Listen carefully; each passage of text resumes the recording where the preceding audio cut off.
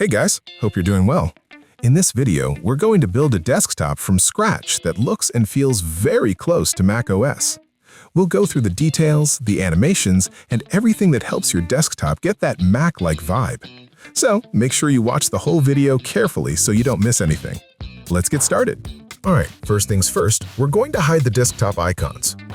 Next, these are all the files we're going to need. I've shared them in my Telegram and Discord, so make sure you join and download everything from there. Once that's done, extract the files, and then run this exact file right here. Alright, the Mac-style dock is in place. Now let's remove the apps we don't need like this. You can add or remove anything you like. I'll show you more options as we go. Right-click on the dock and open Preferences. Under Stage Manager, turn this option on. And now, your open apps show up here on the side, just like on a MacBook. To add any app you want, just drag and drop it into the dock, and it's added. Inside Preferences, you've got a bunch of customization options. For example, here you can change the animations. This one controls the animation when you open an app or a file. I think this one looks pretty nice. And here, you can set the animation for closing apps or files. This one works well too.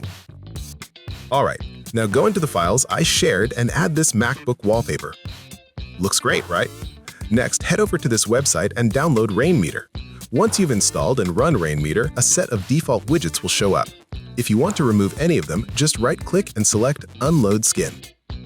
Alright, open Rainmeter, then go into the files I shared and put these two files into this exact folder.